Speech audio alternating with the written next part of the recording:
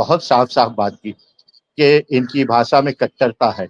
इसीलिए parliament election में पिछले पार्लियामेंट इलेक्शन में जो हेड स्पीचेस हुई, उसमें 100 से ज़्यादा जगहों पे प्राइम मिनिस्टर ने लिबास से पहचाने जाने की बात की, रमज़ान और दिवाली की बात की, कब्रिस्तान और शमशान की बात की, गाय-भैंस की बात की और मंगलसूत्र की बात की। ये सारी बातों की कट्टरता तो है।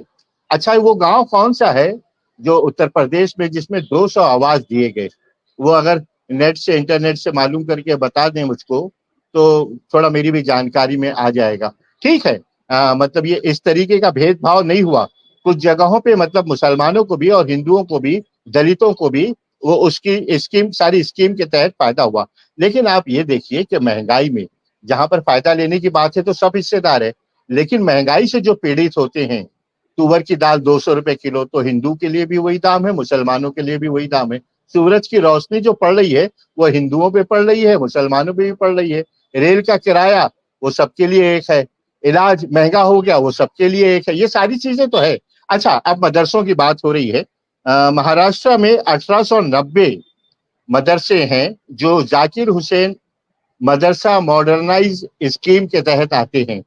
ये स्कीम जो है 1890 मदरसे हैं, जिसमें बीएड के टीचर हैं, जिनको 6,000 से तनख्वाह बढ़ाकर 16,000 की गई और जो डीएड के टीचर और जो बीएड के टीचर हैं, उनको 8,000 से बढ़ाकर 18,000 की गई। अच्छा, अब ये देखिए इस सरकार का सूरज ढलने में सिर्फ 48 घंटे हैं, 48 या 64 घंटे हैं और इन लोगों ने कमाल तो ये किया इन्हीं 2-500 घंटों में सारी स्कीमें पूरे 2 साल तक ये कुंभकर्ण की नींद सोते रहे और यही मतलब आखिरी 1 हफ्ते, 2 हफ्ते, 3 हफ्ते, 1 महीने, 2 महीने, 3 महीने में इनकी सारी स्कीमें ऐसी लैंड करने लगी कि वो आवाम के ऊपर ऐसा लगा कि इनसे बड़ा आवाम का हित कोई नहीं।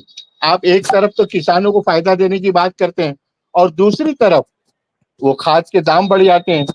खाद की लाइन में लगे हुए किसानों के साथ कितना अत्याचार होता है, वो तो लोग दुनिया देख रही है।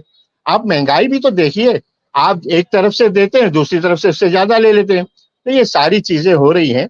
कुछ स्कीमें जो ज़मीन पर आई हैं, वो यकीनन उन स्कीमों को साल 2 साल पहले आ जाना चाहिए था। जैसे लाडली बहना स्कीम है, बहुत अच्छी स्कीम है महाराष्ट्र में। अच्छी बात है, हम वेलकम करते हैं और हमारी सरकार आई तो उसमें बहुत अच्छे तरीके से उसमें हिस्सेदार बनेगी। ये अलग बात है कि हम 7,500 8,000 लाख करोड़ रुपए कर्ज में हैं, लेकिन हुकूमत के 8-10 दिन बचे हैं। स्कीमों का हार पहनकर नई हुकूमत अगर हमारे हाथ में आ जाती तो उसमें बुराई की कोई बात नहीं है। तो कोशिश तो सभी करता है, लेकिन यही कोशिश अगर आपके हाथ में जब सत्ता आई उस वक़्त किया होता आपने, तो यकीनन आवाम को भी फ़ायदा पहुँचता और आपको भी फ़ायदा पहुँचता। आपने तो क्या किया, आपने वो तमाम महाराष्ट्र में जो प्रोजेक्ट थे वो गुजरात को देने का काम कर दिया। वो मुजस्समा जो 8 महीने में गिरा, भ्रष्टाचार कितना आम है। क्या है, आप देखिए भ्रष्टाचार पे कोई रोक नहीं है, महँगाई पे कोई रोक नहीं है, एजुकेशन में बढ़ती हुई फीसों पे कोई रोक नहीं है। तो ये सारी चीज़ें जो है ना दर्शाती है कि एक हाथ से आप देते और दोनों हाथ से आवाम से छीन लेते।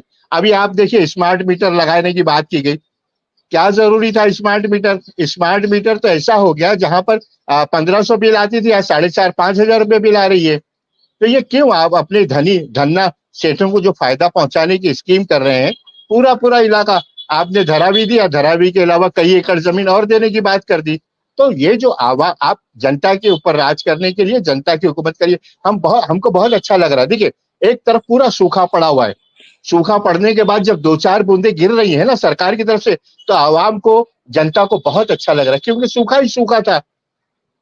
1500 इसकी वो लाडली बहना में आ रही है, अभी लाडली भाव चालू हो गया, जो उनके धन्ना सेठ भाव लोगों की जो स्कीमें थी वो चालू थी पहले 2 साल तक। इन 6 महीनों में सारी जनता के लिए स्कीमें चालू हो गई, बहुत अच्छी बात है।